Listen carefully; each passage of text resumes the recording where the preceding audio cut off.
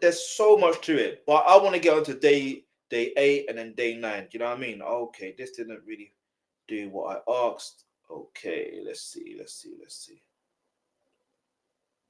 All right, so I'll just do a brief overview, then go to the links of what I mean. So this is day 8, right?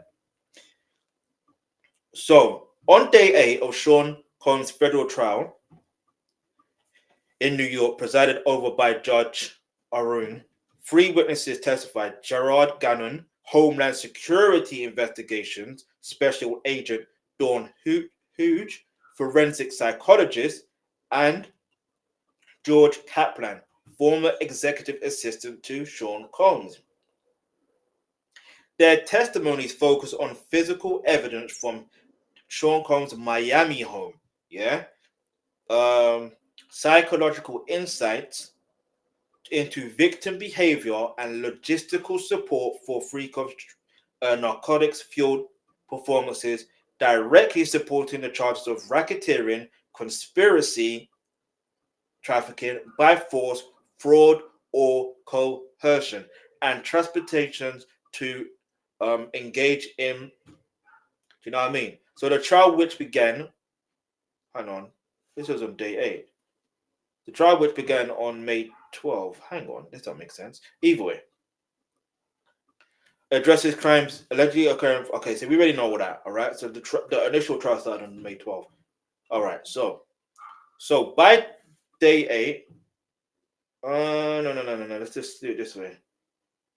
Let's do it this way. So the testimony. So Gerard Gannon, like I said, he's the Homeland Security Investigations Special Agent. So he led the march into he led the whole search on March 25th, 2024 in Sean Combs' Miami Beach home, testified about items recovered during the raid, providing physical evidence linked to freak-offs and potential violence. This testimony began late on day 7 and continued into day 8. All right, so he found weapons and 2 AR-15s, assault-style rifles, 45 caliber handgun. Like I'm telling you, the freak-off supplies, 25 bottles of baby oil, 31 bottles of Astroglide lubricant, platform hills, lingerie, toys, rubber duck. Rubber duck? Rubber duck? A rubber duck? All right. Anyway, so narcotics recovered, rock-like substance suspected to be cocaine, pills containing psilocybin. You see, with all these narcotics in general, why do they have these long names that are hard to pronounce? Anyway, magic mushrooms in the Miami home, supporting allegations of narcotic use. During, he stated, we found a crystal rock-like substance and pills with the main ingredient of magic mushrooms. I believe they also mentioned that one of the drugs they found looked like was in the shape of Barack Obama. Like, I don't know. Like, why? Anyway, so linked to charges: racketeering, conspiracy. Gannon testimony supports RICO by detailing predicate acts like narcotics trafficking. Listen, all AR-15s, so firearms violations, defaced serial numbers. The enterprise use comes by Miami Homes as hub for these items show structured organization facility crime. So you see when they did that raid and they had, do you know what I mean? They had them looking like, do you know? Because when I looked at the raid, I'm like, do they really have to go that far? Then I realized, hang on, maybe they do. Do you know what I'm saying? Maybe they actually do. So when they found these, you know what I mean? These arms, I'm gonna say arms instead of, you know what I mean? Like when you think about it, you don't know what could have happened. You know, you honestly don't know. It's a good thing nothing really happened. They didn't get arrested till what? September. That's like what? So raid took place in March or April, May, June, July, August, September, like 6 months. Do you know what I mean? It took 6 months for him to get arrested. Anyway, so basically, all I'm trying to say is I want to focus more on the RICO, right? And the reason why I'm going to say that, actually, no, I'm going to do that because then I sound like I'm being biased. It's just that I want people to understand that this is a RICO. You know what I mean? This is a RICO. Even with the narcotics trafficking RICO, the other trafficking RICO. You know, no, well, not necessarily RICO. The other one is trafficking, and that is a federal crime. If you didn't know, it's not just because he's a so-called freak. No, it's how he approached it that makes it a crime. What he did or alleged to have done, that makes it a crime, a federal crime. This is all here. Yeah, this is just what I'm reading from like day 8. You know what I mean? Like from day 8. When I think about life here, I'm like, yo, how do people think? Anyway, I won't even get into that. Let's keep it moving because I don't want to get too anti or hyped. But clearly, there's a lot to be said here. I'm just looking at the time, so bear with me in it. I'm looking at the time, so I'm trying to just go through all these real quick. So Dawn Hooch, forensic psychologist, Dr. Dawn Hooch, a board certified clinical and forensic psychologist specializing in trauma, testified as a blind expert, not evaluating Cassie or Sean Combs about domestic violence and victims' behavior, and contextualizing Cassie's prolonged stay in an abusive relationship. So let's just get it here. So where is it?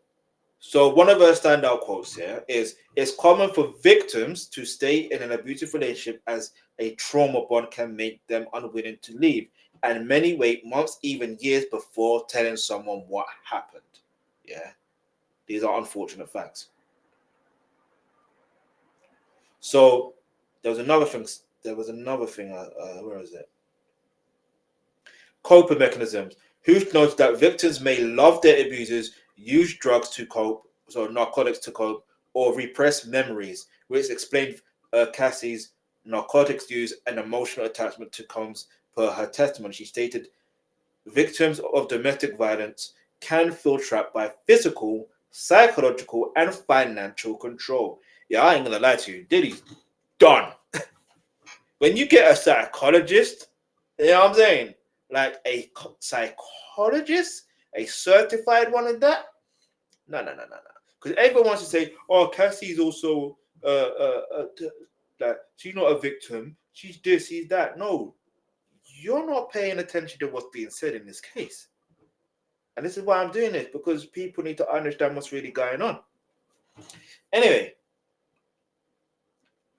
so what leads to the charges? Racketeering conspiracy. Whose testimony indirectly supports RICO by explaining how Sean Combs' enterprise maintained control over victims like Cassie through psychological coercion, enabling predicate acts like assault per 6 to 7 days 6 7, and trafficking. And insights into financial control align with Regina Ventura's $20,000 blackmail testimony suggesting extortion. Yeah, there's also the trafficking that also mentions about Dr. Dawn Hooch description of trauma bonds and controlling directly supports the trafficking charge by explaining Cassie's coerced participation. Coerced, keyword, coerced. It's not like she wants to do it; it's coerced. And even if she says out of her mouth that she wants to do it, she did it so she doesn't, so he doesn't receive the bad end of Sean Combs. Do you know what I mean? Like, don't get that twisted now. Anyway, uh, the same thing with transportation for. Anyway, let's get. It's like, while less direct, huge insights into psychological entrapment supports the broader narrative that Sean control, enabling interstate free courts with escorts. Now, here's the thing: as victims were too coerced to reset travel or participate resist sorry were too coerced to resist travel or participation. And obviously when you're intoxicated as well, that's another thing. You may not know how. It's like your mind and your body, you're not in much control as you think you may think you are in. You know what I mean? Anyway, so now we go on to George Kaplan, the former executive assistant to Sean Combs. George Kaplan, a former executive assistant to Sean Combs from 2010 to 2011, testified under the immunity order.